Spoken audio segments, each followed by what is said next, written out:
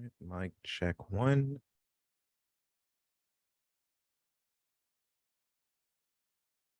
Okay, I think we're good.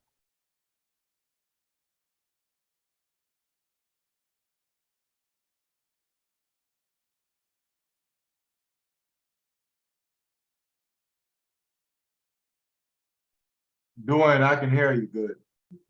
Okay, good.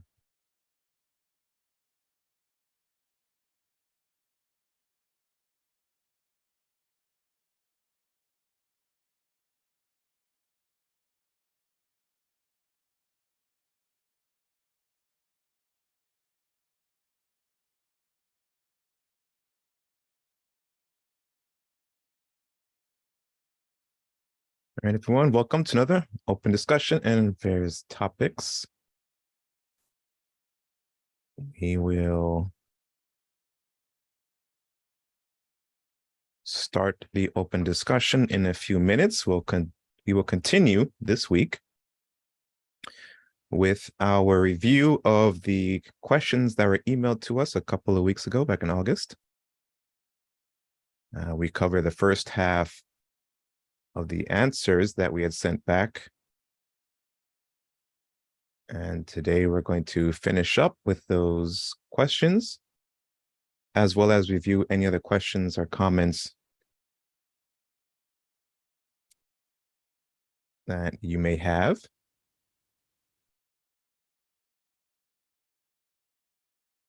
So we'll start in a few minutes.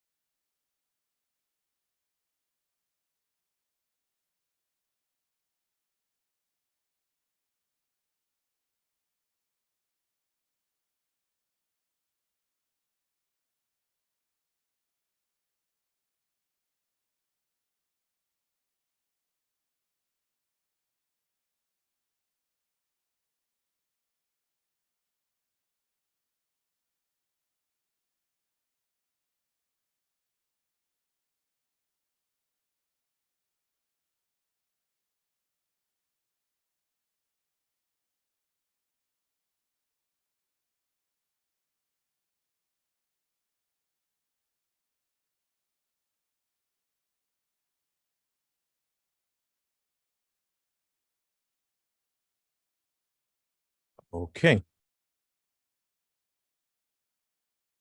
It's 15 now. So let's go ahead and start today's open discussion and various topics. Let's open up with reciting the prayer for spiritual workers, and then we'll continue on our discussion of those review questions, as well as go into, I mentioned last time, a presentation on Maldek. It was around Maldek and the 9 freedoms that the questions that were emailed to us revolved around.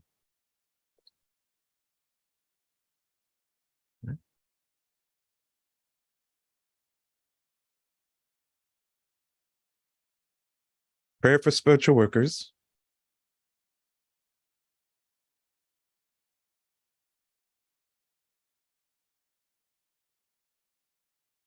Almighty God, I bless all those who, because of their limitations, would smite me.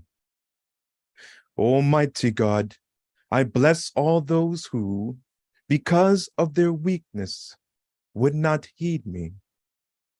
Almighty God, I bless all those who, because of their ignorance, would defile you through me.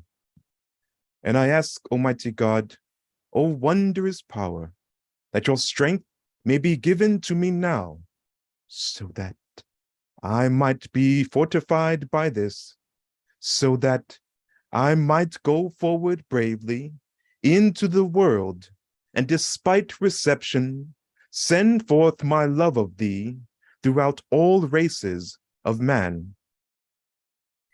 Almighty God, give me the power and strength to rise above my karmic weakness, the deficiencies in the pattern of my evolution, so that I might evolve and become stronger, I, and even stronger in thy everlasting light. O God, thy will be done.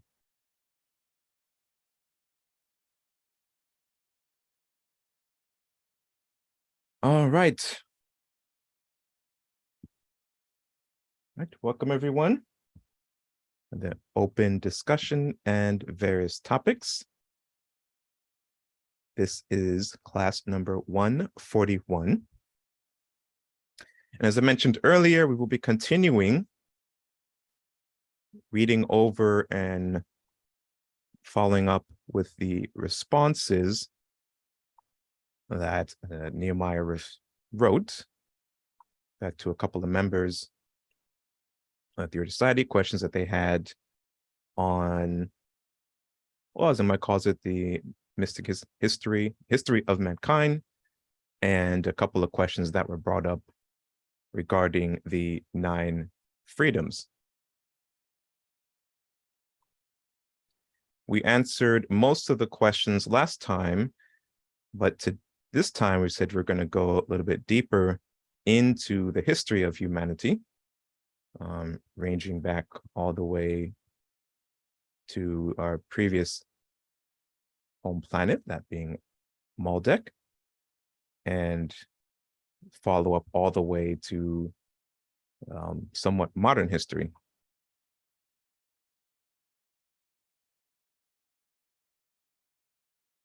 So today's discussion will mostly focus on a presentation that was also included in the responses, but that Nehemiah put together several years ago regarding destruction of the planet Maldek, and additional handouts and illustrations he's created since then on the same subject material. This won't be an in-depth discussion or study of Maldek and the history of humanity. We do have previous lectures on our channel going over that information, and specifically deeper into the teachings given by Madame Blavatsky. So let me hop over to our YouTube channel and I will show you the playlist that you can access that has most of those classes available. Many of them, well, not many, several of them made private.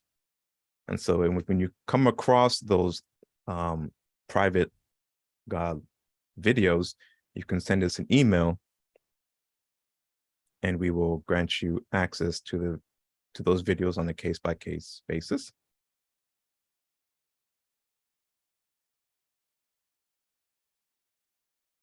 All right, so if you go to our YouTube channel and you look on the playlist tab, you'll see just about all of our previous classes and lectures, at least the ones that were recorded.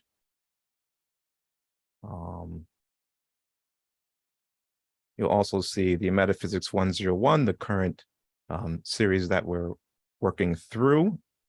We're currently on class 2 and making our way through the first 30 minutes worth of transcript for each of those videos. And then from there, we will move on to the 21 lessons. But there are several classes here that are specific to collections or bodies of work. For example, the Serpent Power. There are 24 videos in here, just covering the material presented in that text.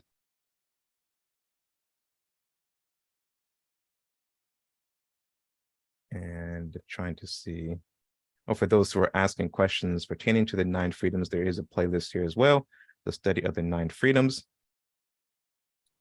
where Nehemiah goes into great detail regarding some of the subject material covered in text. Let's see, I believe he went into the first 4, correct? Yeah, so he did bravery, love, service, and enlightenment. So you're more than welcome to go back and review these lectures. Again, at that time, I did not have good quality audio equipment, so the audio may be a bit difficult for some of you to listen or to hear. So I'd recommend using headphones or at least good quality speakers. But if you have any questions or comments about the material covered in these 4 classes, you're more than welcome to send us an email. There is also several handouts that were given out during this lecture series. So if you would like copies of those, if I can still find them, I will email them to you if permitted to do so.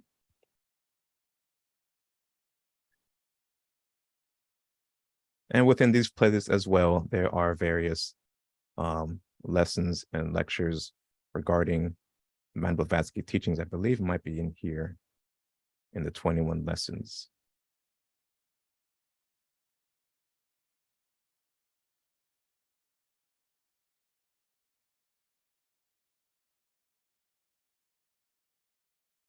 Okay.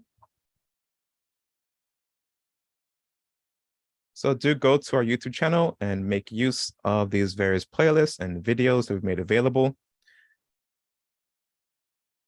Review the information, write down any questions or comments you may have, and we will be happy to answer those for you in a future open discussion session, as well as any other subject material that you would like us to cover. Let us know, and we'll see if we can put together a series of lectures or point you to the sources where those questions or subject material have already been covered. All right, so that's that. Now, are there any questions or comments before we move into today's material? I believe last time, I believe we answered everything. Let me go back and check. I know there's a question about, are we in the 5th root race? But I believe we answered that before we closed last session.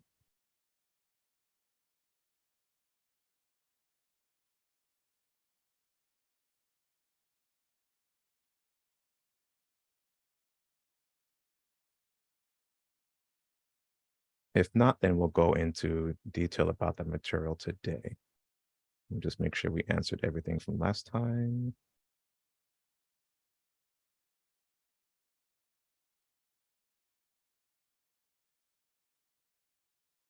Yes, we did. Okay. So are we at the end of the fifth root race? Yes, we answered that last time. All right, so let's move into, wait, and make sure there's any questions or comments yet. All right, let's just move into the Word document, is just to follow up and remind us of what we had answered last time. And there are also a couple of questions that were not included in the document that have been emailed to us after we have responded with the Word document with additional questions.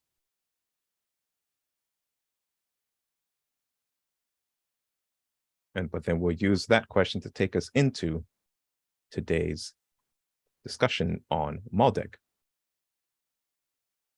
So as a reminder, this is what we looked at last time.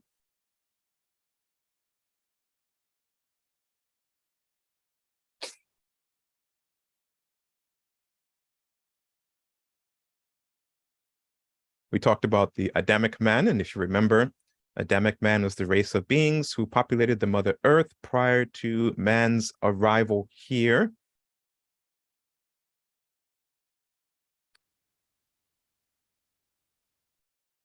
We talked about in previous classes, we talked about their particular lifestyle and how they lived and the heart-centered realms and above, the etheric realms of Earth. I remember in some earlier classes of 11 or 12 years ago, Nima went into greater detail about Adamic man, the structure of their oars and the bodies they employed, how they were able to move about throughout the Mother Earth, how they took in energy, not in the way that we do through foods and liquids, and so on and so forth. So I believe that lecture is still, or maybe not, because when I was first started attending, so it may not have been recorded. But in subsequent classes, my ideas go into the Theosophical Society teachings. Oh, and you can also find on our website the source material. So if you go to mysticknowledge.org, and on our ebook library,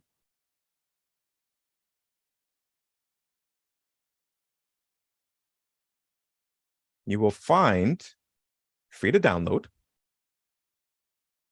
many of the texts and books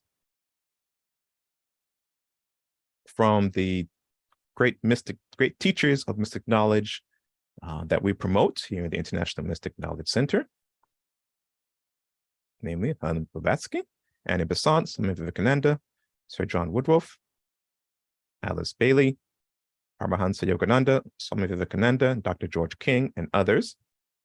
So you can see a couple of links here, ebook library, 501-1-2. And even here on the Mystic Lessons, there are also many texts here available for you to download for free. Over 217 just on this page alone, the Mystic Lessons page. On ebook library 1, we have them sorted by author. Mabel Collins, Charles Leadbeater, Alice Bailey, Sir Oliver Lodge, and so forth.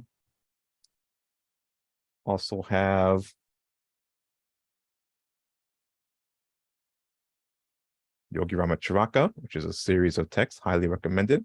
It's actually the Yogi Ramacharaka's body of work is what I'm planning to go through in our study sessions. And here, Helen Blavatsky, here are her texts that she has authored, Isis Unveiled and the Secret Doctrines. The lectures that Nehemiah gave 12, 13 years ago when I first started attending were specifically on the secret doctrines. And it was going into the material covered there.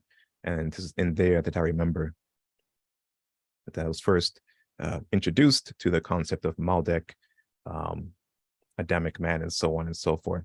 So these are the source material and plus some other teachers as well that we might used, and other revelations to put together the Maldek presentation that we're going to go through later today. But the books are here.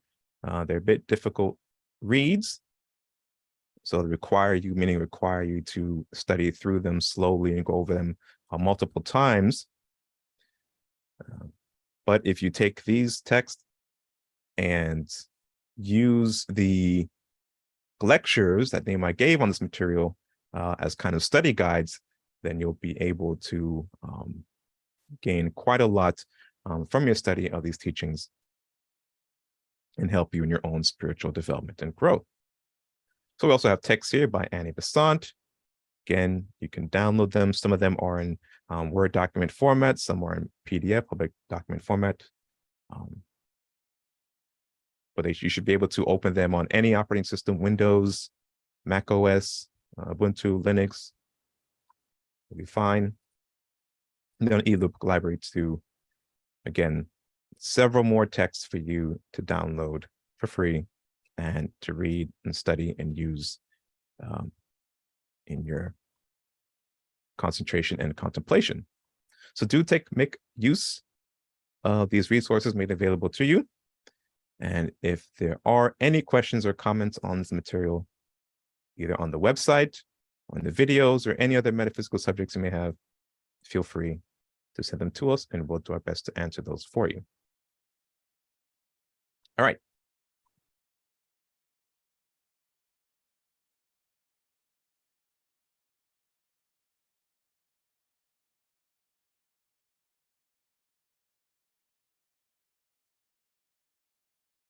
So we finished up with these questions.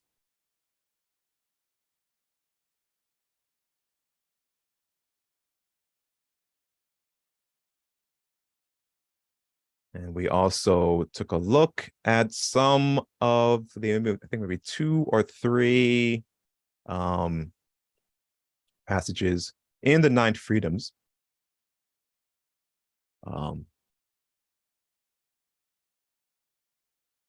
Specifically, Ramar 66 talks about the heart chakra's 2 faces, the throat chakra's 1 face, and third eye chakra's 3 faces. And in brief summary, Nehemiah answered by that he believes that these refers to the functionings of those centers. So if you want more detailed information, you can go back to last session and actually read through these answers, and Nehemiah gave a bit more follow-up information to the responses he gave during this in this write-up. And then we stopped there, and we're going to pick up with the question referring to the destruction of Maldek. I won't put the question up, I'll read it, and then from there, I'll read the answer that Nehemiah gave, and then move into the destruction of Maldek presentation that was put together back in 2013.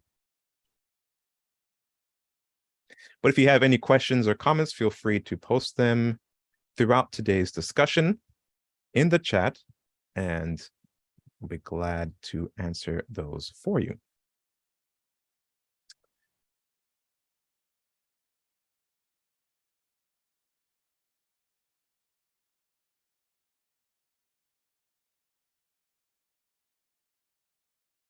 All right, so the question reads, it's a bit of it's about 2 paragraphs worth of questions, so please bear with me. I was thinking about the destruction of Maldek and the suffering of the Mother Earth, and how it is possible that Maldek itself got such bad karma as to be able to be destroyed. I will go into this in the presentation, but what we know today as the asteroid belt was once the planet Maldek, and it is that planet where humanity, much of humanity here on Earth today, originates from. I know the karma of a planet can be affected by those being on it, making it susceptible to space spores, for example. But I came to the conclusion that it must have chosen to allow us to destroy it. I came to the conclusion that it must have chosen to allow us to destroy it. Making choices is the only way to evolve, whether those decisions are within the law of karma, as for the majority of beings, except those on this earth, where we act with free will. Karma is action. Well, correction there, everything's within the law of karma. We cannot make a decision outside the law. But I understand what you mean. Even planets take action, as we have heard about through the transmissions through Dr. King, with the Mother Earth refusing initiations or deciding to accept Maldek man, etc. These are decisions, and even when they're all within the law of karma, there are a myriad of possible decisions to make, and taking the right one for the greater good to benefit the most beings in the long term is how beings evolve. If there are no wrong decisions to make, no being could learn. I disagree with that. We could not hurt an Earth Master, let alone a Cosmic Master. Even if we could, they would foresee our actions.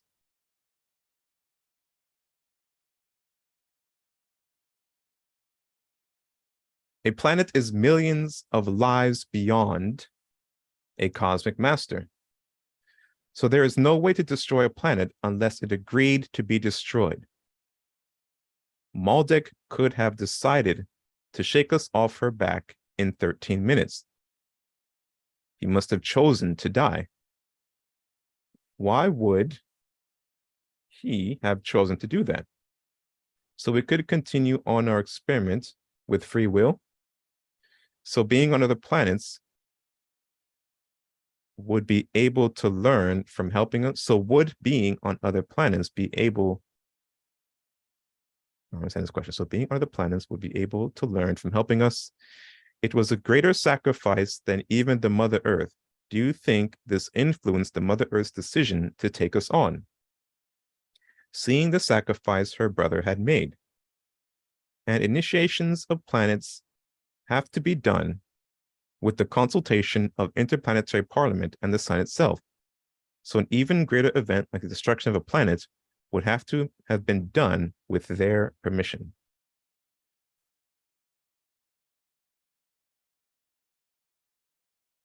Okay. Well, did you want to say anything, Nima, before I go through your response, or just read through your response?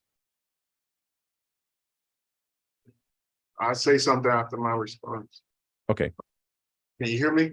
Yes, we can hear you clearly. All right. So hello, this is now Nima's response. Hello. I do agree that the planet Maldek chose to allow the inhabitants to gain the horrible experience of destroying the body of a celestial being, the planet Maldek.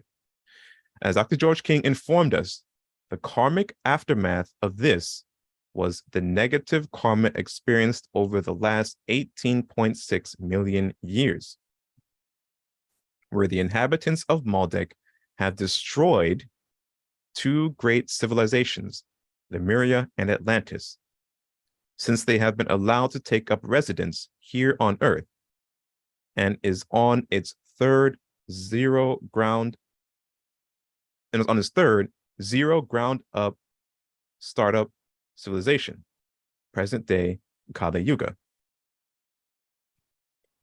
All right, so well, let me finish first. One of the interesting things the Cosmic Masters and Dr. George King informed us on was what some of the great lords of karma used as vehicles to travel through the galaxy in order to carry out their mission or cosmic energy manipulations. It was described as a huge meteorite, and it's good to note that the planet Maldek gave us the asteroid belt of the solar system, which has many meteorites. These meteorites are physical material that contained and radiated the great sacred powers of the logos of a planet for eons. This makes the manifest physical material that carried out these duties extremely sacred and embedded with tremendous creative powers with cosmic seed-like abilities. Just as we know, see the great qualities of the special earth metals that appear on the periodic chart, such as the well-known metals of gold, silver, copper, lead, aluminum, and platinum. Another thing to consider and think about is the meteorites, according to scientists in ancient mystic documents, has been used to seed planets with various vehicles of life and help stabilize world through a constant installation of meteor petals in cycles to create certain magnetic barriers and a counter stabilization of inert materials and a response to the output of energies. All right, just something to think about. Okay. So that's your response.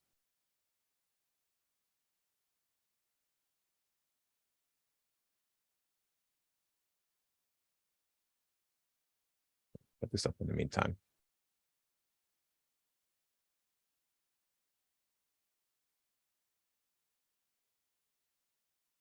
Okay, so you were saying, anyone? Excuse me. No, I didn't say nothing. No.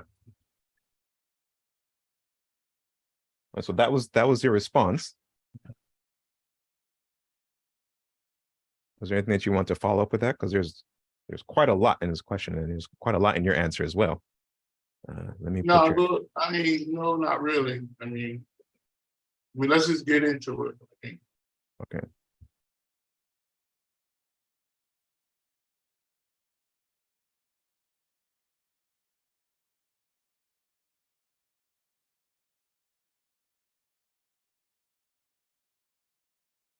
The destruction of the planets Maldek and the lost Lemurian and Atlantis civilizations. There is also several handouts and a presentation that was put together on the history of humanity post-Maldek. It's mentioned here in Lemurian Atlantis, but also a timeline of those civilizations that Neon put together. And if we have time, maybe not today, maybe next time, as a follow-up to this, I'll go into those timelines and talk more about Lemuria, Atlantis, and so on. The above three metaphysical teachers over the past 140 years have contributed in the historic mystic knowledge of the following subjects: the Maldek civilization, pre-Lemurian, the Lemurian civilization, the Atlantis civilization, and the current civilization. The attached document is a summation of statements and excerpts from these three metaphysical teachers. Brief history of the planets Maldek. Maldek was a 10th planet within our solar system that orbited between the planets Mars and Jupiter some 18.6 million years ago. And you can see in the image here, let me zoom in.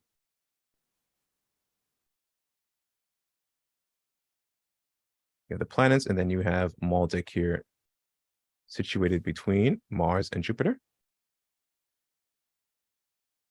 And it says here, the original home of mankind before they destroyed it, and we were transplanted to Earth.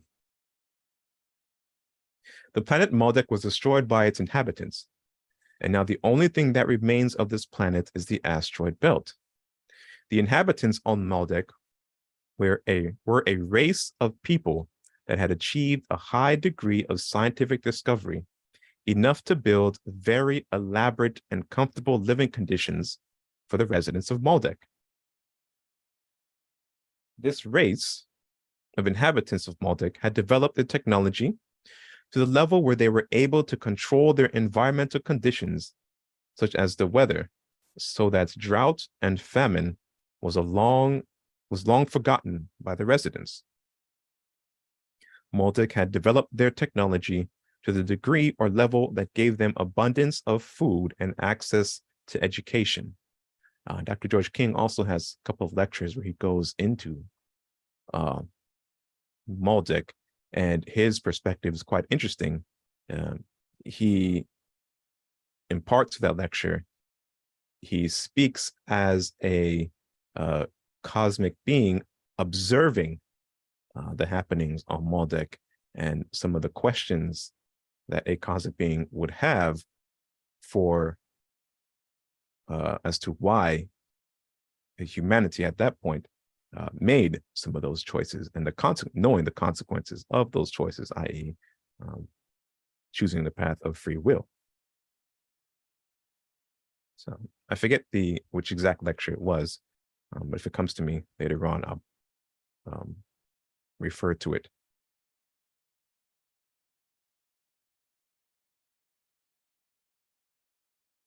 Maldek's destruction.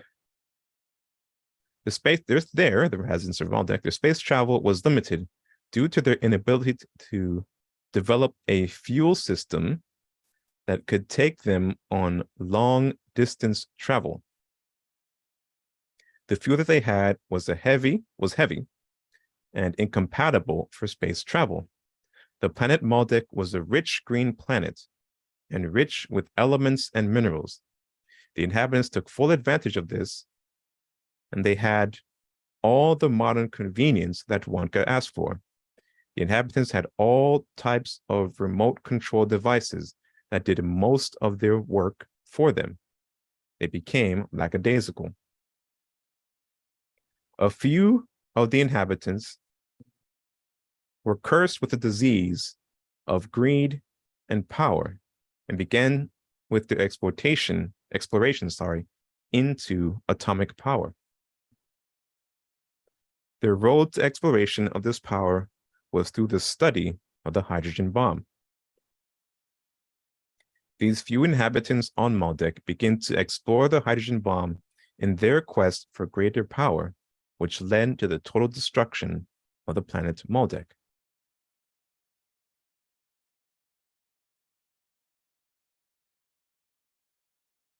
Maldek now, the astral belt. The whole planet of Maldek was destroyed. The physical world, astral, and etheric worlds were also destroyed.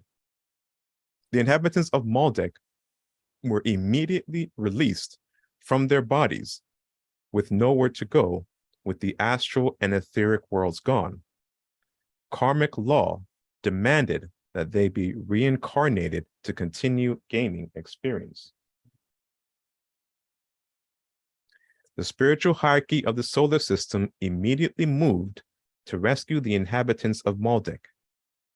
They approached the only planet in the solar system that could take in these murderous inhabitants and allow them to gain the necessary experience.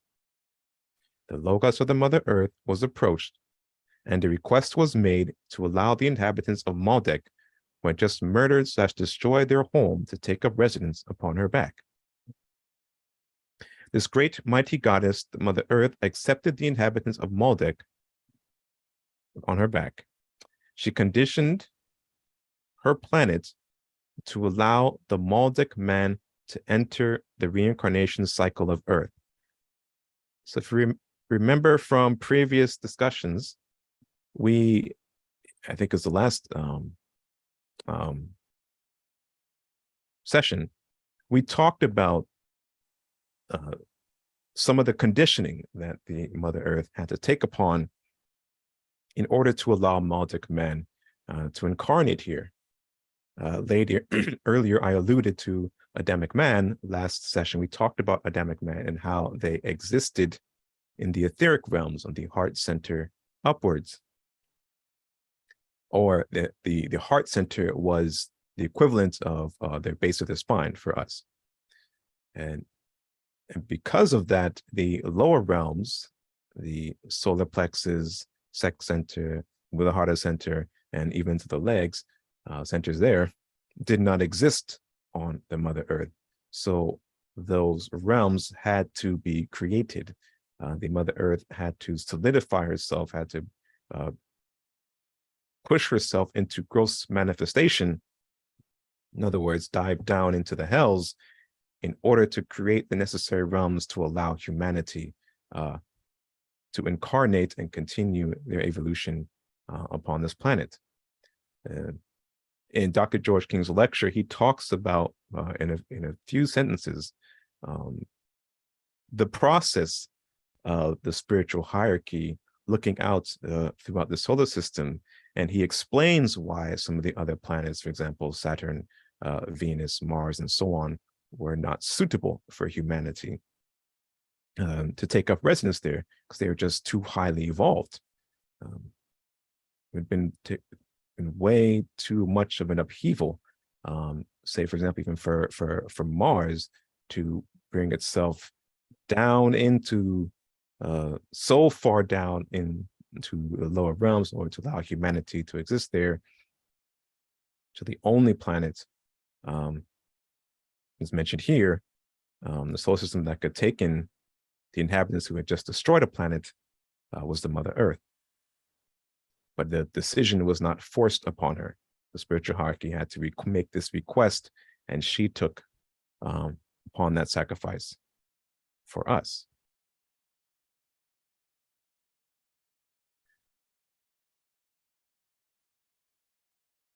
The current and true inhabitants of Earth at that time was approached by the cosmic hierarchy. They, the inhabitants of Earth, were called the Adamic man. They were a highly cultured race of individuals. The Adamic man agreed to accept the Maldek man in their cycle of rebirth. This meant changes to their physical realm and the etheric realms around the Earth, such as the physical realm had to decrease the energies it was receiving from the sun. Excuse me. A reconfiguration in the physical material had to be brought about. A reconfiguration of the mental energies being reflected from the moon.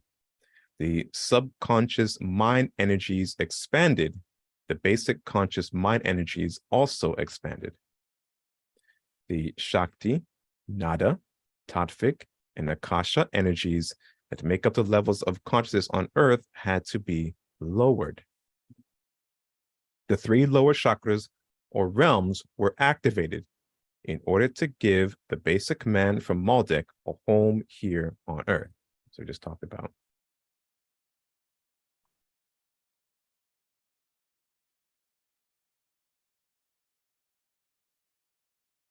When the Mother Earth decided to accept the residents of Maldek on Earth, several major events took place in the solar system and on the Earth.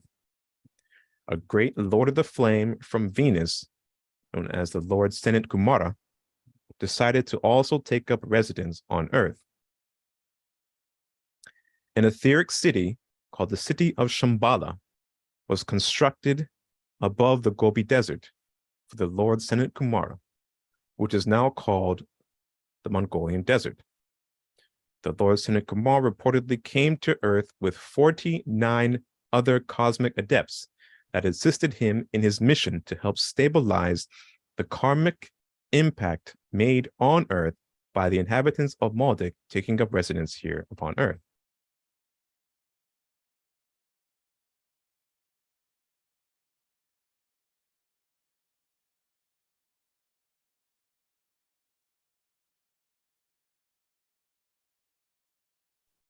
The inhabitants of Maldek had an unusual karmic pattern after destroying the body of a celestial being. The introduction of Maldek man to Earth caused an immediate karmic reaction on Earth. The Mother Earth had to intensify the gross state of its being and withdraw the subtle mental energies, which probably resulted in the lowering of the natural magnetic strength, material, and atmosphere of the Earth.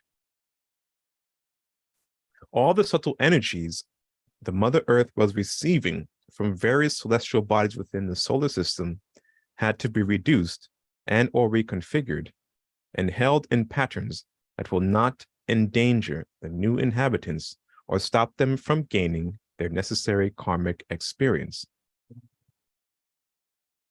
The subtle energies that we are talking about are the 5 major pranas that radiates from the sun, the 5 mahabhutas, which are the cosmic elements that permeates the universe, the nada wave of energies produced from the sun, and the 360 tattvic rays that are produced from the nada wave and solar plasmic configuration.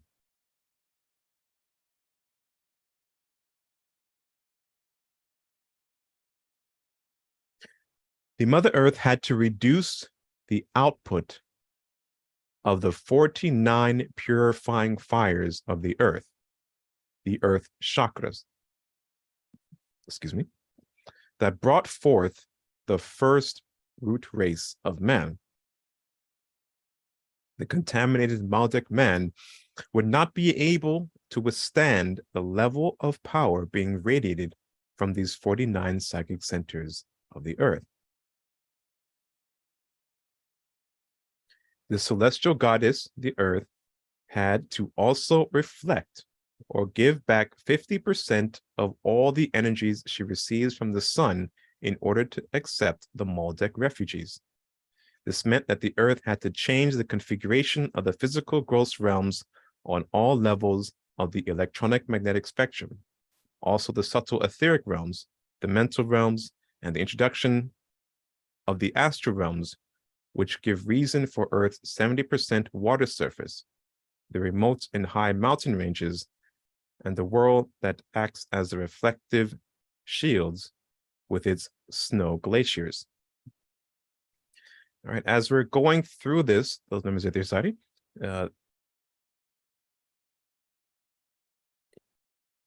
it should be coming up in your mind the reasons behind several of the missions that Dr. George King and the adepts had to take on while they were here on Earth recently.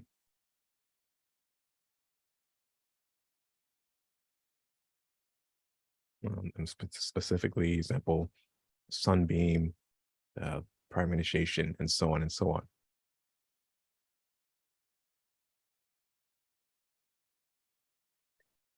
The Earth's moon reflected energies from the sun to the Earth, had to be reconfigured, divided, and had to reduce the intensity of its rays. This actually means that since the Maldek refugees would be the inhabitants of Earth, then energies of the moon that's responsible for creating and sustaining the mental realms of Earth had to be adjusted to accommodate the Maldek man. This resulted in the Earth holding up its advancement for millions of years. In order to accommodate the Maldek man, she, the Earth, cloaked her 49 chakras in order to withdraw the highly subtle spiritual energies back into herself, to give the Maldek man a chance to live on her back without the accelerating the pressures of karma that would result from the release of these sacred energies.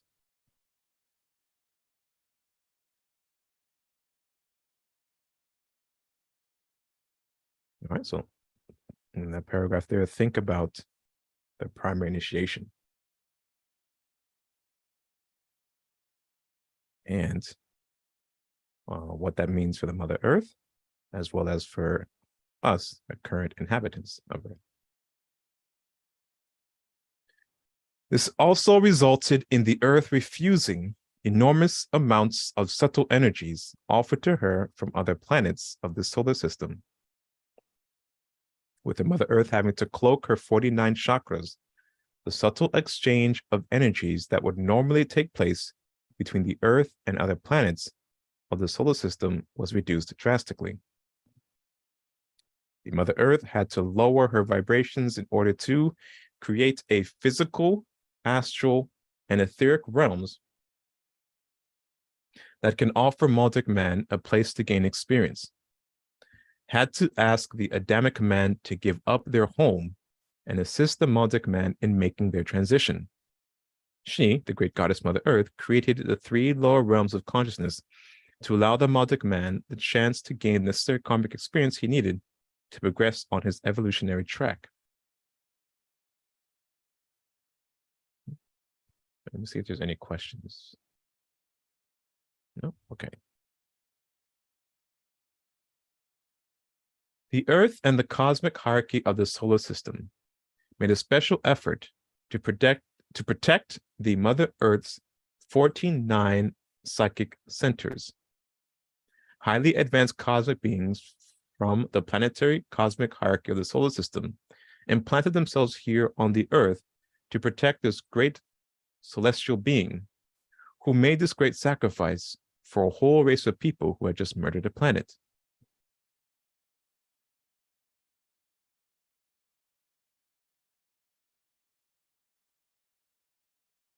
You see here on this table, it lists the chakras or the realms. Let's look at their major esoteric flows and the corresponding Mahabindus. So we have to start with the lower chakras, the Muladhara, Svadhisthana, Manipura, or the base solar plexus, and the base sex center and the solar plexus. And their esoteric flow is the Mars for the Muladhara, the moon for Svadhisthana, and the sun for the Manipura. And you have the Muladhara and Svadhisthana belonging to the Earth Mahabindu. And then you have the Manipura chakra. The esoteric flow is the sun, and it belongs to the solar transforming energies Mahabindu. And we have listed here the Anahata chakra, the heart center, is the gateway chakra. Its esoteric flow is Saturn, and it's also with the sun and Mahabindu. And we have the higher chakras, the Vishuddha chakra, the throat center. Its esoteric flow is Venus. And the Ajna chakra, the Christ center, its esoteric flow is Jupiter. And those two belong to the moon Mahabindu, the mental energies.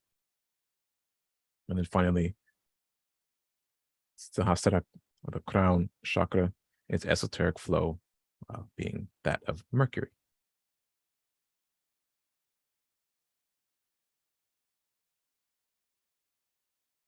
And when we say esoteric flow, you meaning that these planetary bodies correspond to those particular centers, or the energy that's manipulated by those centers is by or through these?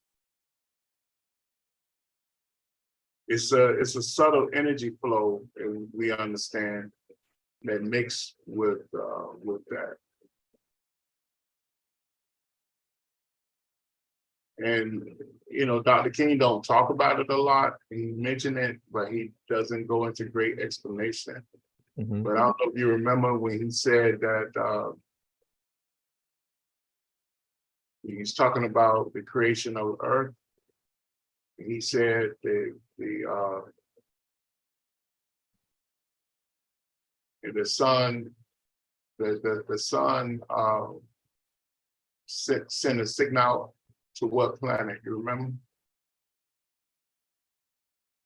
The sun sends a signal to Mercury? I don't think, not Mercury. It wasn't Mercury. It was Uranus, I think it was. Then later he mentioned it was either him or I think he did it too.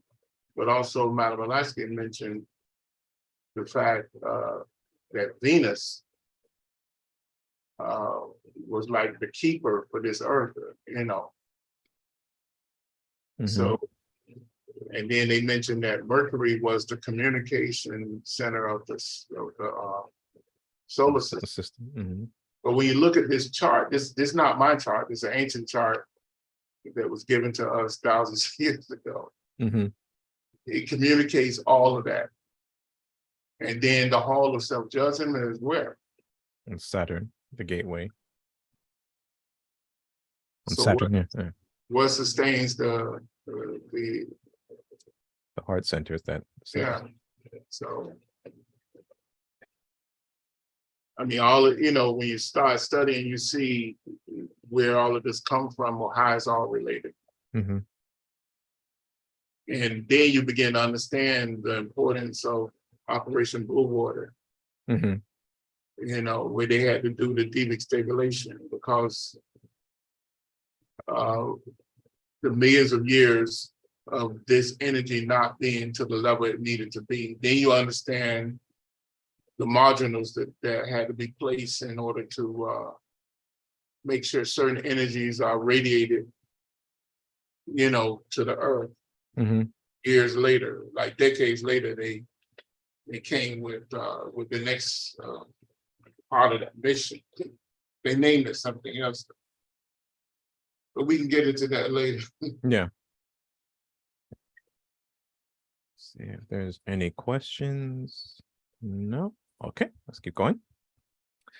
The Devic Kingdom had to take their work into the silent realms of man's conscious awareness under a hidden cloak. The mantric language used to evoke them became secret and unspoken of. It was locked away from the Maldic man, only to be given to him through initiation. Combinations of mantras, sound vibrations, are used to release the power of all living and so-called non-living things on Earth. The knowledge of this power had to be taken away from Maldic man in order to ensure that he would reach the proper level of advancement before this knowledge can be granted to him. Yeah. The withdrawal of mantras, psychic power in element X. All the elements of Earth are controlled by mantras, which help to manifest and configure the Shakti and mental energies into a form or a vehicle of expression. Then there is a mantra that sustains the operations of that form or vehicle. The first type of mantra is the creative power of nature, and the second mantra spoken of is the preservation power, love energy of nature, which is normally hidden from man by his own karmic limitations.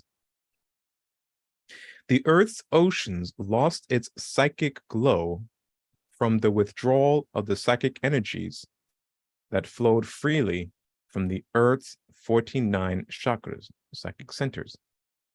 Water, one of the main ingredients of man's physical body and the secondary source of prana for the body, also lost its psychic wave of energies that was radiated from the Earth's chakra and tempered by the power of Luna, the moon. The green vegetable life of Earth lost its ability to drink the element X that amalgamated with the 14 major minerals that help to produce the vegetable kingdom and sustain all animal and human life.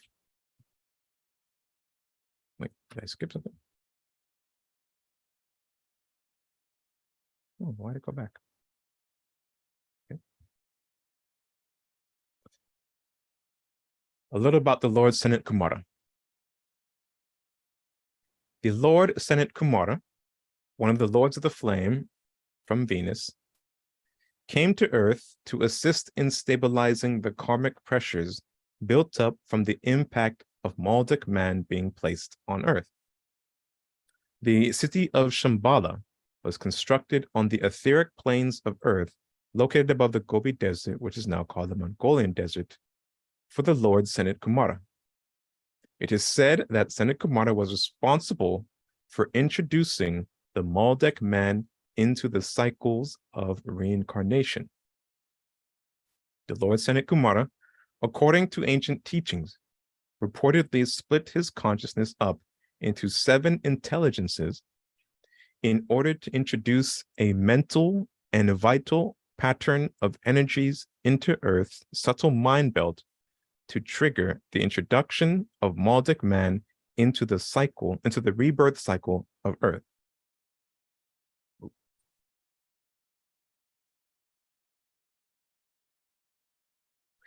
The Lemurian civilization. The Lemurian civilization started about 18.6 million years ago after the fall and the introduction of the Maldic man to Earth.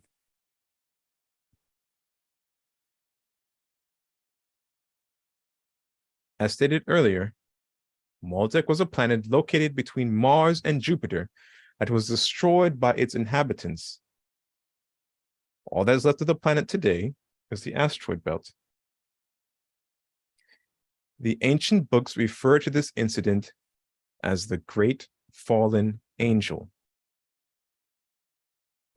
The introduction of the Maldic man meant the end of the Adamic race that was currently on Earth at the time, a race of people that was very advanced compared to our present civilization. The Adamic man was a race of people that had a whole different mental and physical structure than what mankind has today. The Adamic man's physical and etheric bodies were formed from the logos of the Mother Earth through her 49 earth chakras, or the subtle 49 fires of Earth, as described in the Secret Doctrines by Helena P. Blavatsky. The inhabitants of Maldek, having destroyed their planets, physical, astral, and higher etheric realms of existence, had no subtle astral or etheric realms to go to once they were released from their physical bodies through death. Even the astral and etheric realms populations had nowhere to go once they were killed from the hydrogen bomb.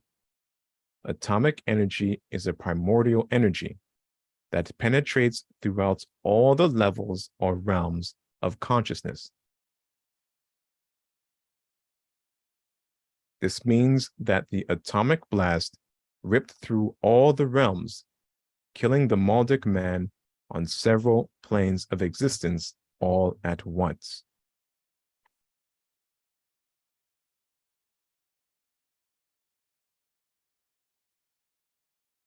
The cosmic intelligence on the other planets within the solar system responded to this tragic incident immediately to rescue the inhabitants of Maldek.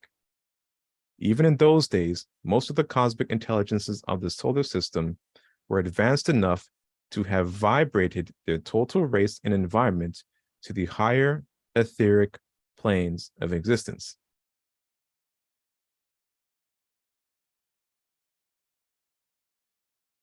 An example of this is given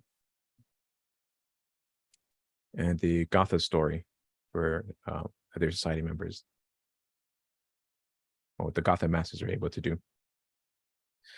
The cosmic hierarchy of the solar system approached the Logos of Earth and the Adamic man, requesting permission to relocate the Maldic inhabitants on the Mother Earth.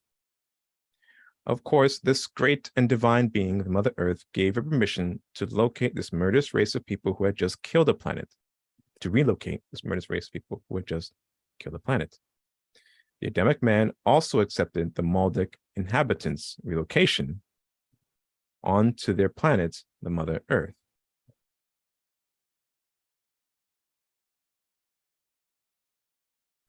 Prior to the Lemurian civilization, the Earth was a beautiful planet with rich green vegetation, much more than it is today. The Earth's minerals were rich in content and vibrated the true essence of the Earth's power, giving the Adamic man longevity and the ability to live on several realms of existence consciously. Excuse me. The Earth's psychic centers, or chakras, were much more active and operated in a balanced fashion, giving man and the Earth a greater rain to express itself in a manner that allowed the Adamic man to vibrate from one point of the earth to another, and from one realm of the earth to another within seconds or minutes. As stated in the Secret Doctrines text, the first and second root races, which were the Adamic men, were born and fashioned from the 49 fires of earth, the earth's 49 chakras, and the very expressive psychic waters of the earth, which are influenced and controlled by the lunar god, the moon. Adamic man's body was more of a risen body in our present metaphysical standards. They operated through the higher chakras, which gave them the ability to merge the psychic realms with the higher etheric realms of existence, opening up a huge flow of spiritual energies on the physical realms of earth. This was possible mainly because the Adamic man had made the choice to work within the confined laws of karma without invoking a negative response. The Devic kingdom and the Lemurian civilization.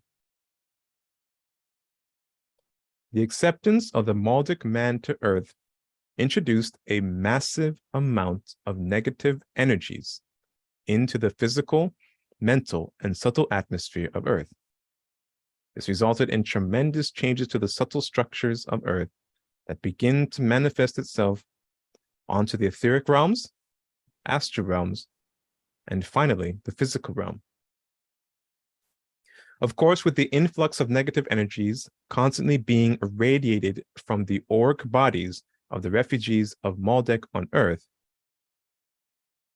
they had to increase the presence and activity of the Devic kingdom.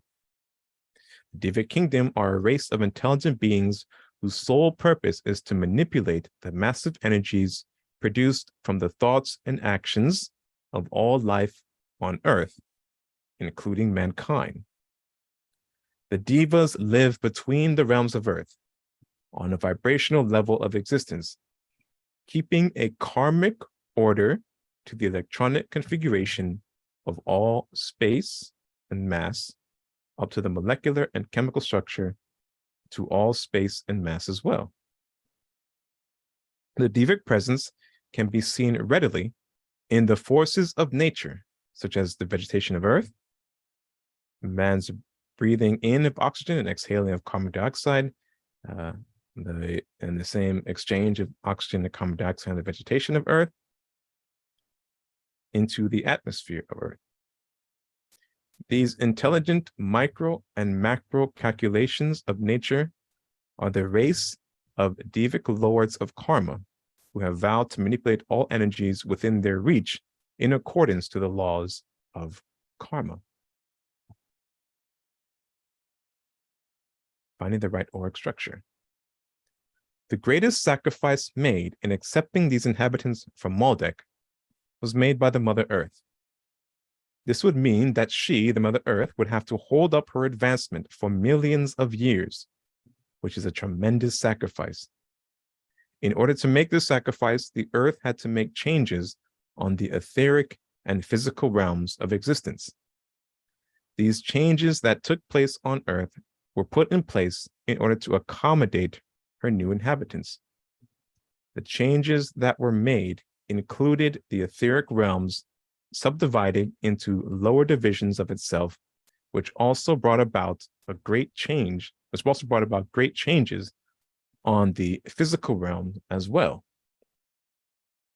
The 49 sacred fires that pulsated from the earth and are responsible for helping to produce the bodies of the first and second root race of Earth had to be cloaked.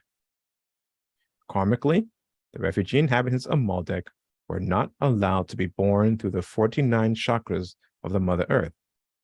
Another method of introduction had to be devised for the Maldek man to enter the cycle of life on Earth. The Maldic man's auric bodies were too contaminated with their only negative karmic deeds, which prevented them from being able to be born directly to the logos of a divine being like the Mother Earth. The Maldic refugees were first introduced into the lower astral realms of Earth, where they spent hundreds of thousands of years due to the karmic pressures that were placed on them as a counterbalance to their own negative karma. The radioactive contamination that the Maldic inhabitants sustained from the hydrogen bomb not only affected their physical bodies, but also their astral, etheric, and auric bodies. This radioactive contamination had to play out on an individual or group case by case, which resulted in different body types when they were introduced into the birth cycles of Earth. As stated earlier, just before the Maldic man had come to Earth, the Ascended Kumara, a lord of the flame of Venus, decided to take up residence on Earth to help with the introduction of the Maldic man and to assist the Mother Earth with her sacrifice and burden that she took on.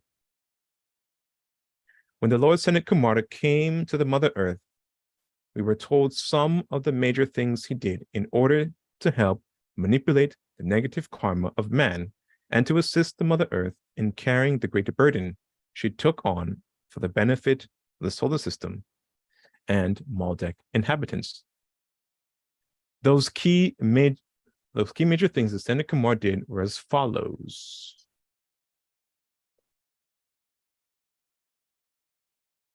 The city of Shambhala was constructed for the Lord Ascended Kumara. This became the headquarters from where the Lord Ascended Kumara and his team of cosmic masters operated from in order to assist in manipulating the negative karma of Maldic man impacting the Mother Earth after their introduction.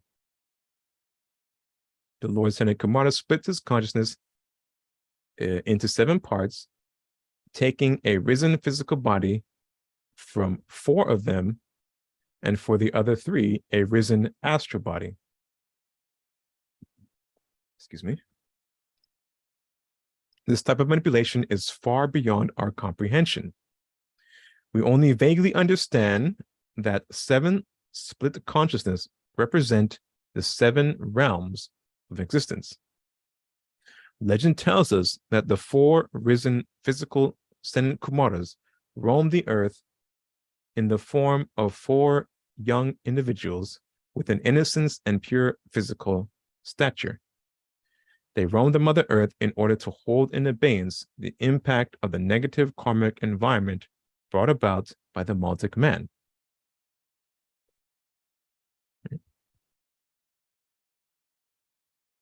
In a similar way as the ascended adepts and masters of the Great White Brotherhood remain on Earth to hold in abeyance the impact of our negative karma. The Lord Ascended Kumara's karmic manipulation allowed the Manus, to make his introduction and adjustment as the progenitor for the Maldic man or the Lemurian man. What's the Manus name? That's the first time I heard that. Or I don't remember hearing that. You probably mentioned it before. It's it's referred to as the first man. What happens to Chitta? When It becomes Manus, a distorted man. Yeah.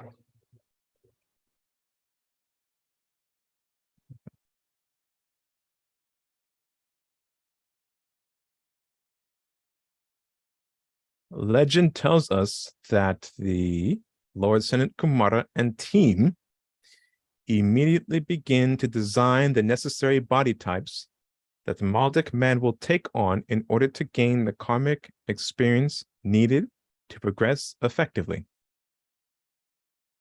The body types were 1, half man, half animal, a monster in statue. Number 2, a deformed, large, physical, asexual man. 3, a large, physical, asexual human. A deformed, large, physical, sexual human, then a large, physical, sexual human, and before a large, physically strong, heterosexual being, but not as large as the other 3 body types. And you see these body types come up a lot in history, mythology, and so forth. The Senate Camarta, the Lord Senate Camarta and team begin to build schools of learning to instruct and lead the Maldek man out of their negative karmic wastelands that they have built for themselves. The hundreds of ancient pyramids around the world are the remnants of these ancient schools of learning. These ancient pyramids were the cosmic universities of the earth, and some of them were the entrance and exit portals to the city of Shambhala. By this time, Maldek men had been completely integrated into the life cycles of Earth as the 3rd root race. Now, the Maldek men have, at this point, the Maldek men have become the Lemurian men. The Lemurian men slowly developed and built a strong and wealthy civilization with all the modern convenience of today and more. From these ancient pyramids, the cosmic masters that assisted the Lord Senate Camarta, along with the spiritual hierarchy of Earth, educated and trained the Lemurian men in the ancient holy spiritual sciences. The masters of the city of Shambhala used the pyramids to transport the Lemurian students that had been initiated and was ready for higher teachings to the city of Shambhala.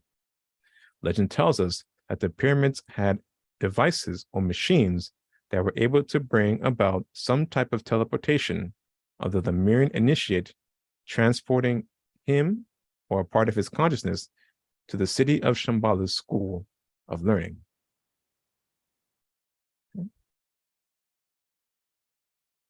That's it for that presentation.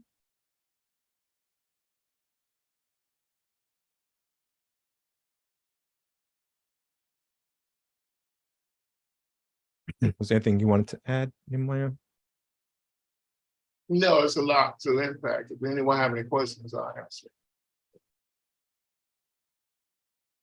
All right, let me see if there's any questions.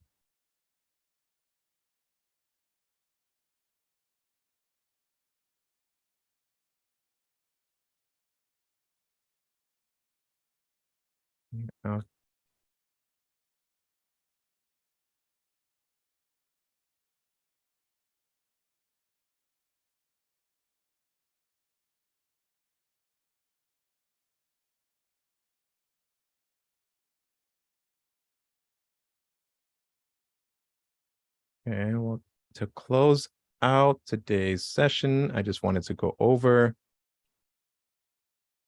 a couple of diagrams that Nehemiah put together with timelines of this information. So give me a second, let me pull those up.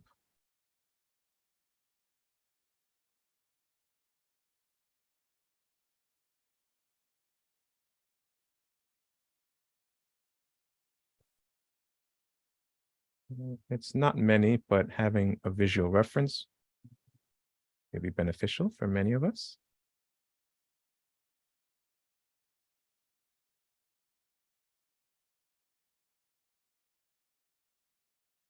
Extract these pages. Okay, and there was another.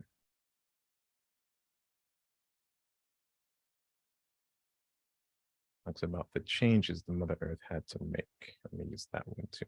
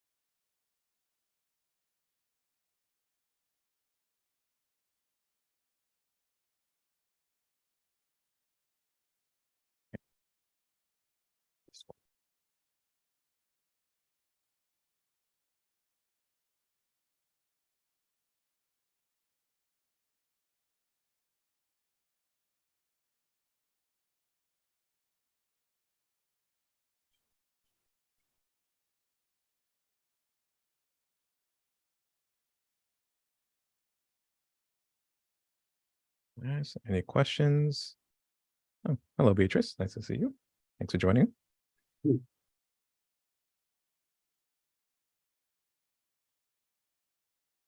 Okay. Can everyone see a little history and knowledge of the Mother Earth, this diagram? Just make sure we can see it. Okay. There's a couple of handouts here, just about 5 pages we're going to look at, and then we'll finish up today's session. First one's about a little bit of history and knowledge of the Mother Earth. Another visualization of the 3 billion year history.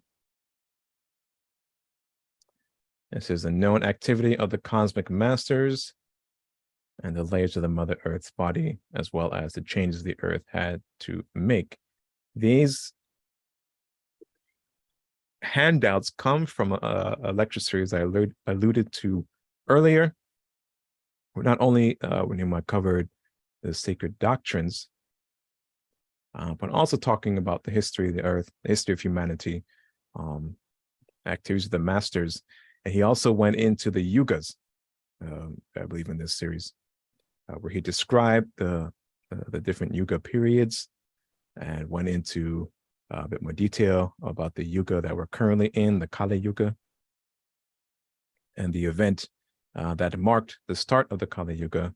And he also described the happenings of humanity during this period and what will happen in the next yuga we enter into. Okay, let me zoom in a bit and let's make sure there's any questions. No, okay. A little history and knowledge of the Mother Earth. During the first 2.9 billion years of the Mother Earth's life cycle, she releases an abundance of her subtle energies that is radiated from the Logos via the 49 chakras of the Mother Earth. These subtle psychic energies were interlaced into the atomic structure of all matter on the etheric, astral, and physical realms. This gave the mineral, plant, and sentient humanoid life a majestic quality that allowed intelligences of embodied matter for thousands of Earth years. With the 49 cloaks being placed over the Mother Earth psychic centers or chakras, a massive change had to take place in the etheric, astral, and physical realms of Earth in order to compensate for the lack of subtle energies being released from her 49 subtle vortex centers or consciousness. This meant a subtraction of essential life-giving forces that was used to sustain all life on Earth. All right, so here we have, the timeline here. Starting from left to right, make it a little easier to read. The 49 chakras expressing its etheric qualities of the Mother Earth. And so you hear these 49 chakras within the body of the Earth. And we talk about the body of planets. We only talk about the gross physical aspect that we see, but the full body, including its etheric form realms. This is going back. See here, this is 1 billion years, 2 billion years, 3 billion years, and so on. We have the 2,981,357,36 years Adamic man stayed on Earth during this first 3 billion years of the Mother Earth's life cycle. The Adamic man operated on the levels of consciousness from the heart chakra and upwards. There was no need for the lower realms of existence. The Adamic man was born from the Logos of the Earth via the 49 chakras. Next in 2 billion years, the 49 chakras expressing the 49 fires, which gives birth to the inhabitants of the Mother Earth. And then at 3 billion years,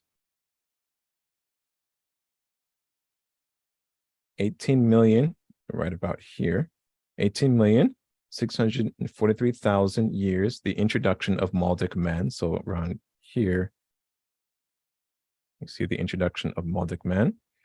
And then you can look here at the difference of the illustration here.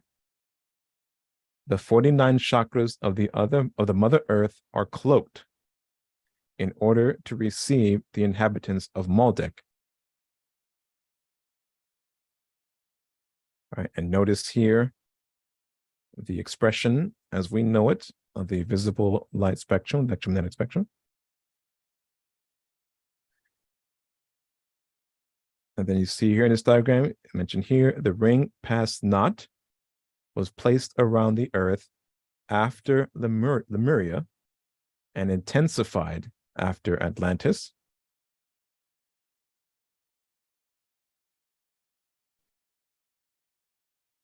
So from here to here, there's a 1,000-year transition started with July 8th, 1964, and that date significant because it represents the half-life of the Mother Earth.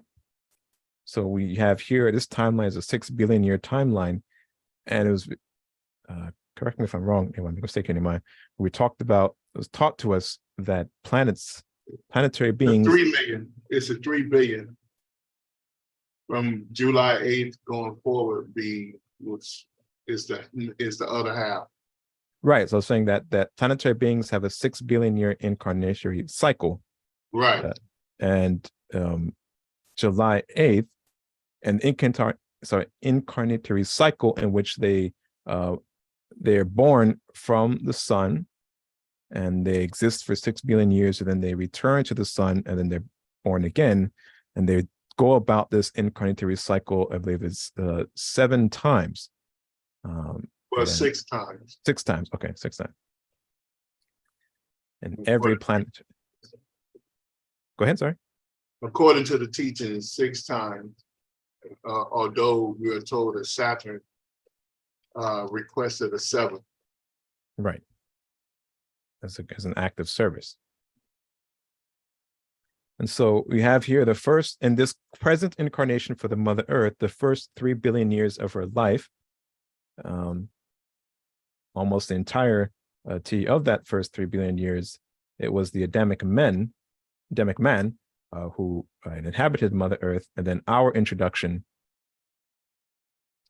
came 18 million years ago, almost 19 million years ago, and brought about a gross solidification of the Mother Earth and that great sacrifice she took upon. And then July 8th of 1964, according to our calendar, that marked the half-life. So the 3 billion mark for the Mother Earth was July 8th, 1964, and it was at that time when she was given the primary initiation.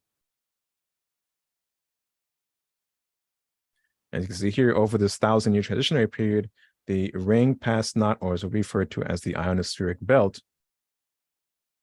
which restricts much of the cosmic energy as being sent to the Earth, is scheduled to be removed over that 1,000-year period. In other words, that ring passed not, the ionospheric belt, will be removed to allow a full bombardment of cosmic energies to the Mother Earth once again.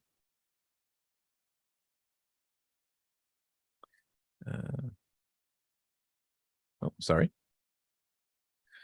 The estimated 18,643,015 years since introduction of Maldic men to Earth, 100 to possibly 200,000 years on the lower and higher astral realm. This is humanity referring to here. No, we spent the first 100 to 200,000 years existing upon the lower astral realms before our introduction into the gross physical realm.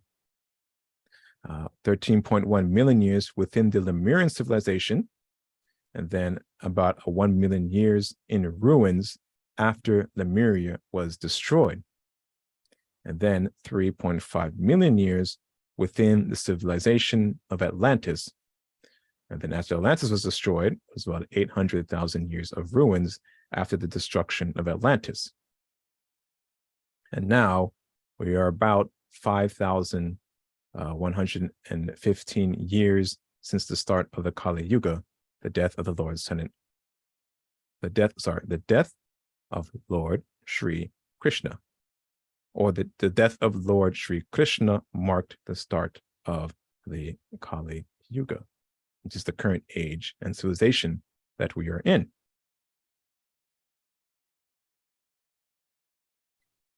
So this first line here talks about the 1,000, 2,000 years on the lower astral realms. It is the reason why on the lower astral realms, since humanity spent so much time there before making its way to the physical realm, gross physical realms, why on the lower astral and the lower hells, technologies are so much more advanced. And you usually see technologies there slowly make their way to the gross physical realm, as well as from the higher realms as well. Technologies introduced from the higher realms slowly make their way to the gross physical realm also. But on the higher realms and the lower realms, the human civilizations there are much more advanced than what we have here on the gross physical realm. So see, over the next 3 billion years, the Mother Earth is to be absorbed back into the mighty sun to start its 4th incarnation within the solar system. So she's currently on her 3rd incarnation, and 3 billion years from her half-life, July 8th, 1964, she'll make her way back to the sun to be reabsorbed and to begin her 4th incarnation.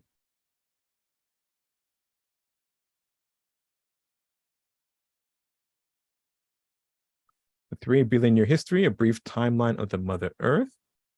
Again, it's the same thing again, but presented in a different way. Let me zoom out a bit.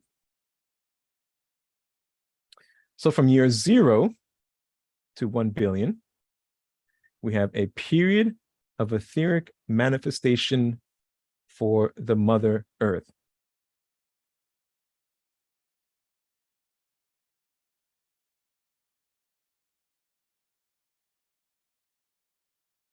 And you'll see here that in this bar here, you'll see it go from get grayer and grayer and darker and denser, and that represents the densification and solidification of the realms of Earth as they become more and more dense. So for the first billion years, it was just really etheric manifestation for the Mother Earth.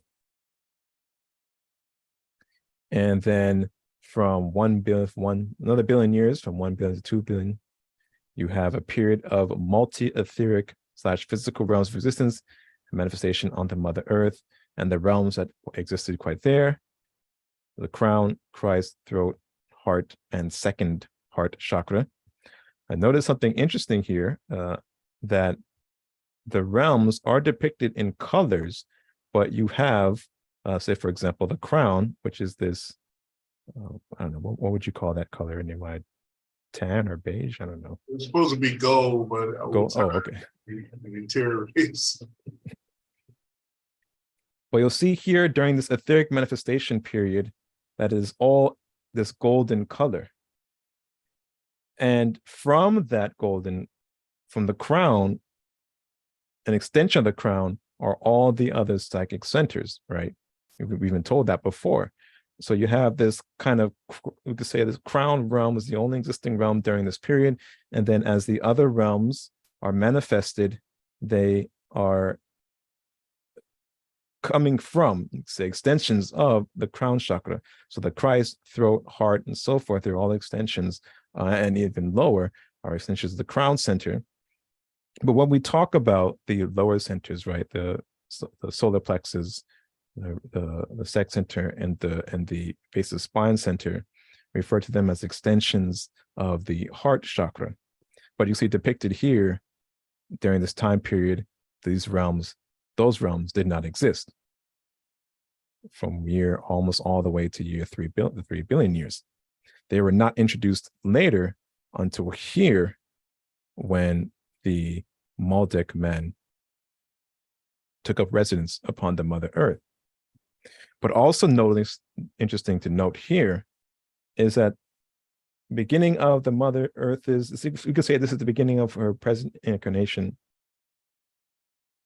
when it was just a period, the manifestation of etheric manifestation, the Mahavatar Lord Babaji took up residence upon the Mother Earth and existed in this form almost all the way up until the introduction of Maldek men, with this solidification and densification of the Mother Earth to create these lower realms. We then have, in a similar fashion, a solidification and densification of the Mahavatar Lord Babaji, where he creates a new risen body for himself 2 million years ago, which aligns with the introduction of Maldek men.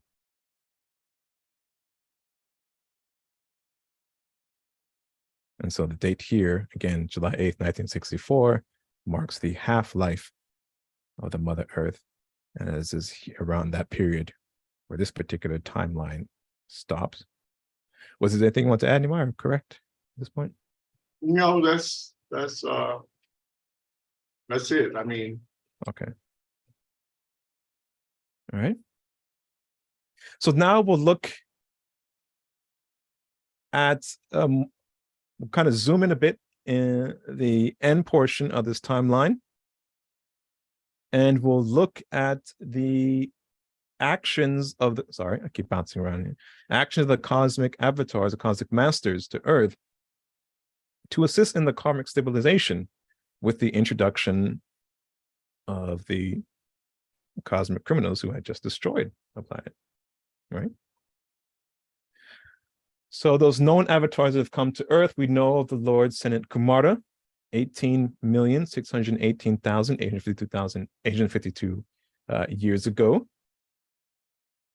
The Mahavatar Lord Babaji, the 6th adept, who said 2 million years ago, he took upon a new risen body for himself.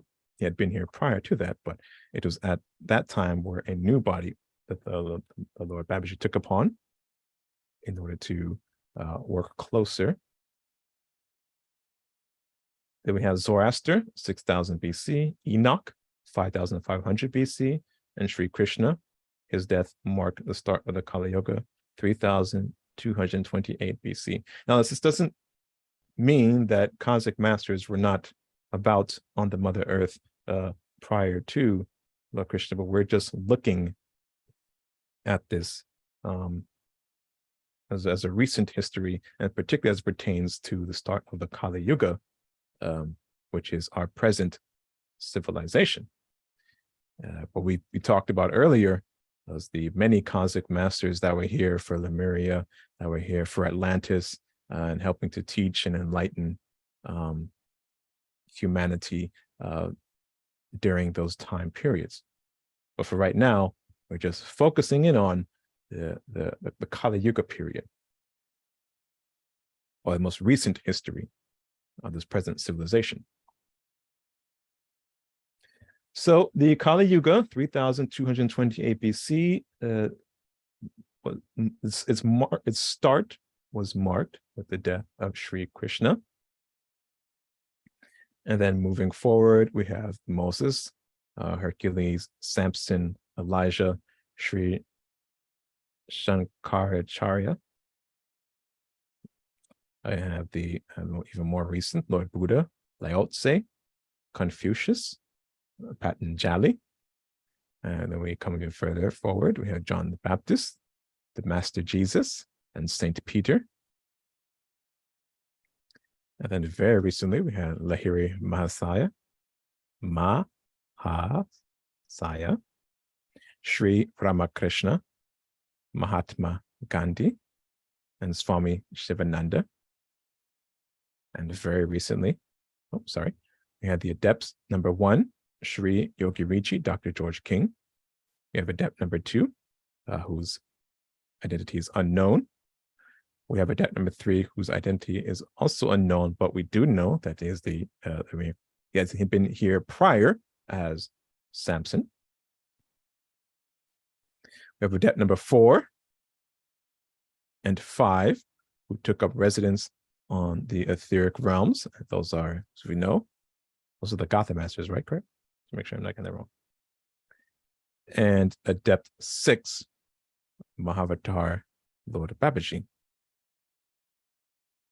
And also around this time, the new Kumara, the Lord Buddha, as of 1956. And that means the Kumara of Shambhala. So what that means is the Senate Kumara very recently vacated his seat in the, I just forgot the name. What's the name of it? Shambhala, sorry. Vacated his seat on Shambhala, and the Lord Buddha took up the position of Kumara in Shambhala, which also marks a very significant transition in the history of the earth and human history as well.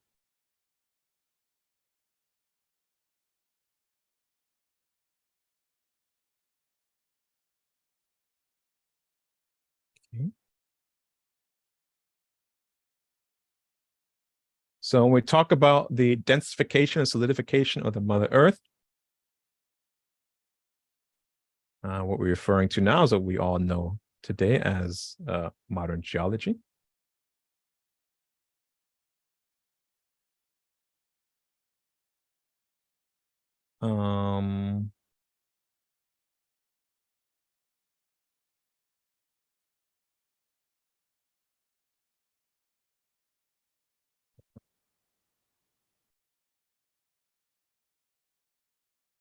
So should I read this? Should I just skip over it? No, I'll put it here, so I'll read it. 4 distinct layers make up our planet Earth, according to geologists. The central inner core is the hottest, most dense, and probably solid. The next layer, or outer core, is still very hot. The mantle is the layer that gets increasingly cooler as you move toward the surface, but it is molten under the outermost layer called the crust, and the crust is the outer solid part of the planet, averaging 8 to 32 kilometers in thickness. The inner core, 2,456 kilometer diameter, a 1,220 kilometer radius, composed primarily of high density solid nickel and iron. The outer core, 2,260 kilometers thick, composed of molten nickel and iron. The mantle, 2,890 kilometers thick, composed of silicates, and therefore less dense than the nickel iron core. And then you have the crust. This is 8 to 32 kilometers thick, exaggerated here in the drawing. If the 12,756 kilometer diameter of Earth were shrunk to 12 inches, the crust will be less than the thickness of 4 sheets of paper. There are many rock types that comprise Earth's surface. However, they can all be classified as either oceanic or continental in origin. Andesitic material, a mixture of oceanic and continental crust, is also found in a few unique areas. Oceanic crust is more dense than continental crust. Oceanic crust is the main crustal unit under Earth oceans. It is often called basalt. Oceanic crust has lots of silica and iron and may be referred to as sematic. It is generally not much more than 7 kilometers thick. Undersea volcanoes composed of oceanic crust may form undersea mountain ranges of oceanic islands like Iceland, Hawaii, and the Galapagos. Continental crust generally rests on top of oceanic crust and is often called granitic. It is the main crustal unit forming Earth's major continental land masses and a few continental islands like Greenland, Madagascar, and California's Channel Islands. Continental crust has lots of silica and aluminum and may be referred to as silac. Silac. Its thickness varies from only a few kilometers at the edges of the continents to over 32 kilometers in the middle of continents. The lithosphere is subdivided into outer rock material that forms the thin outer crust over continents and ocean bottoms, brown and light gray, and a transition zone, solid gray, between the crust and the atmosphere. The asthenosphere, excuse me, is a subdivision of the mantle that is below the lithosphere and may be 100 to 700 kilometers below the surface.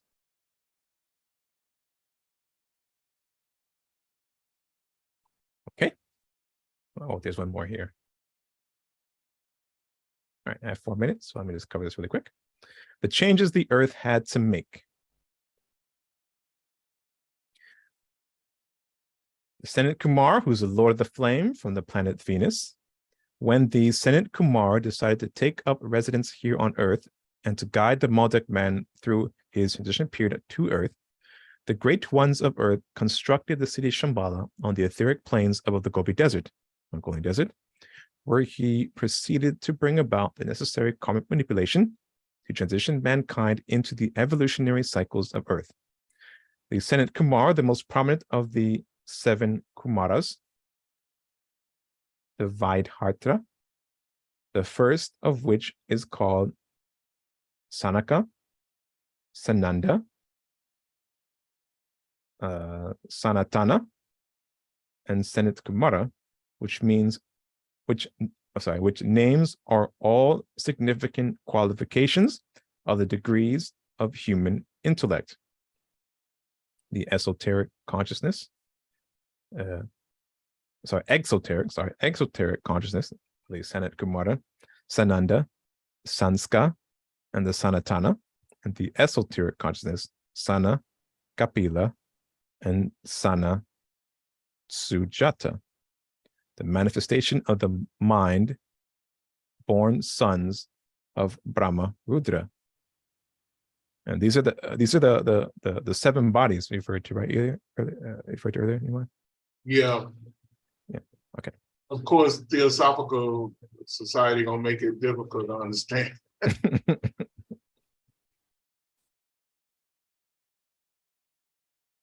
All right, so we have here, for nearly 3 billion years, the first and second root races. The 49 fires purify and permeates all life on Earth. Adamic man's bodies were built out of the psychic center energies and psychic waters of the Earth. And then we have the third root race. You can see here. Senat Kumar comes over here.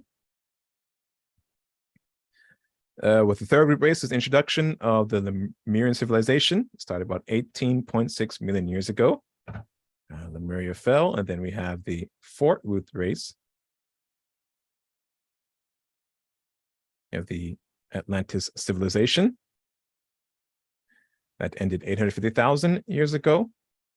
Atlantis fell, and then we have the current Kali Yuga present civilization, and that started about 5,100 years ago. Okay, that concludes our review of the questions that were sent to us prior, as well as a really quick and brief survey of the history of humanity, ranging from Maldek all the way to present civilization. And again, as this was a brief survey, there was many aspects that were not covered. And if you'd like to go in, or if you would like a deeper study of the subject material, I would invite you to review our courses, our videos on the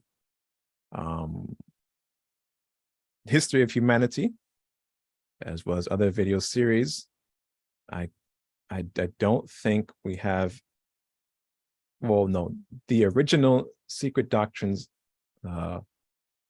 lecture series that I had attended when I first started with the IMKC were not recorded. I don't think I started recording then, but in subsequent classes, Nehemiah has revisited the information he covered in that series. And so those are up. Many of them are currently up on our YouTube channel.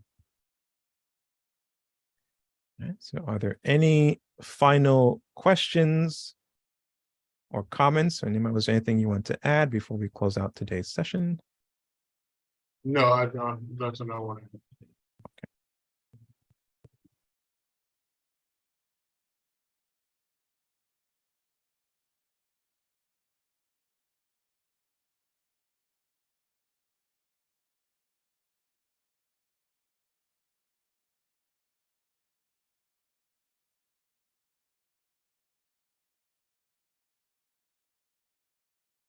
All right.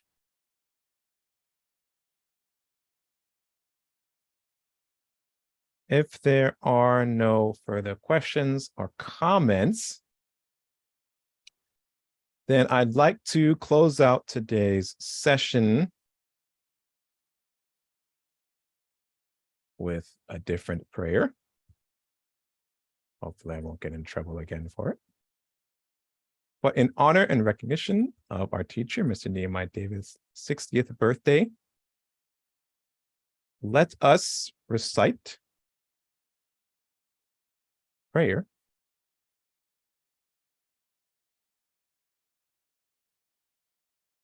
for our teacher. And if anyone has any questions about that, they can feel free to contact me directly.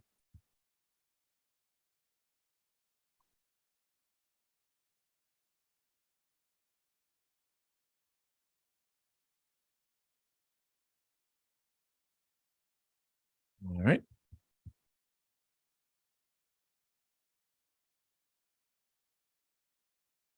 Oh, hello, Breland. Thanks for joining us.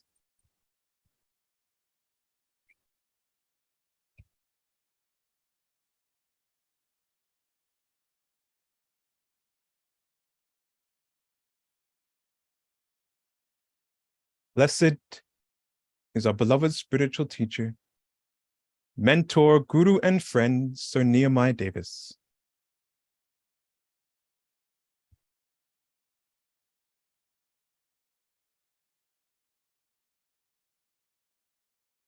O divine and wondrous Spirit, O everlasting Lord of hosts, we come before you now in all humility to uplift our beloved spiritual guru, Sir Nehemiah Davis, at this time. O everlasting Spirit, great is the love and sacrifice of this one, who tirelessly gives of himself, so that we may be delivered from the darkness of our ignorance into the all-embracing light of God. O wondrous Brahma, send forth your mighty healing power to Sir Nehemiah, so that he may be lifted up, so that he may be made strong, so that he may continue to radiate thy love and thy light unto all the world. Thrice blessed is this wise one, who was found and left and given of his very heart to man, so that he may see, and seeing know, and knowing act, and acting become that which he should be. O divine creator of all this wonder, shed thy mighty beams upon us now, so that we might be better equipped to devote ourselves in lasting service to all. O wondrous Brahma, blessed is our beloved spiritual guru, Sir Nehemiah Davis, for all that he has done and continues to do for mankind throughout his lifetime. And Almighty Power Brahma, blessed is his great champion of light for that which he is now. O God, thy divine will be done.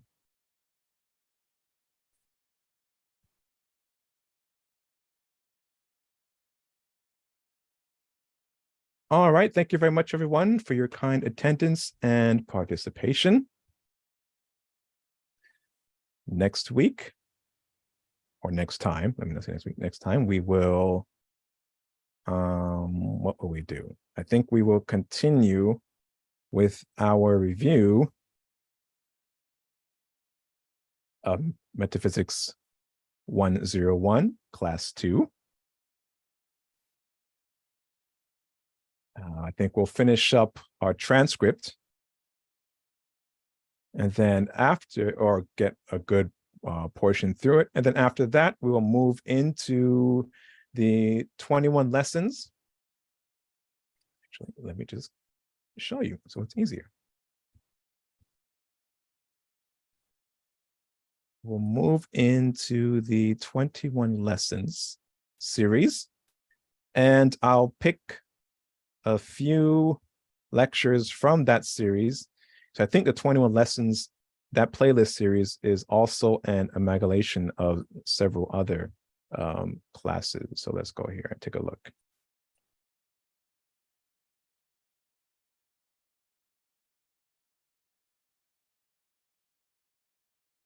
Make sure it's up. Okay, good.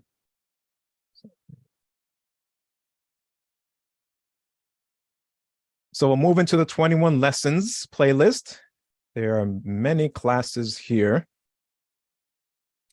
There's also in this playlist, I kind of just put some other lectures that also encompass the 21 lessons series. And so we'll go through several of the courses here, but specifically paying special attention to the actual 21 lessons courses. So there are about, I want to say a good 9 or more lectures specifically pertaining to 21 lessons. There's a really good Q&A here on Brahmacharya. And if there's enough interest in that, I may go into that, make a transcript of it as well. Or maybe I'll just make a transcript and make it available for everyone,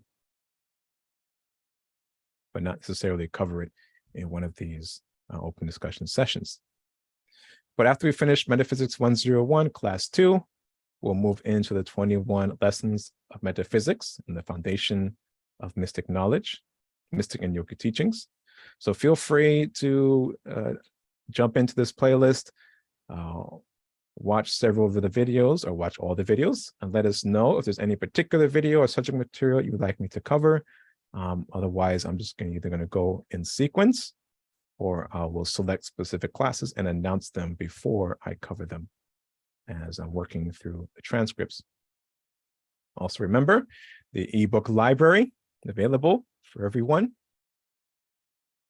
to download. So probably hundreds of texts here are available to download for free, to read, to study. And if you have any questions or comments about the material covered, this is again on the mysticknowledge.org website under the ebook library links. You can download these books, many of them either in PDF or in Word document format, and you can feel free to discuss them with us or to have any questions about them. As I mentioned earlier, when I resume the study session series, I will be going through the Yogi Ramacharaka / William Walker Atkinson text. And these are generally quite easy to read and follow along texts that we give a solid introduction and foundation into mystic knowledge and metaphysical sciences. All right. Again, thank you very much, everyone. And we will see you next time. Take care.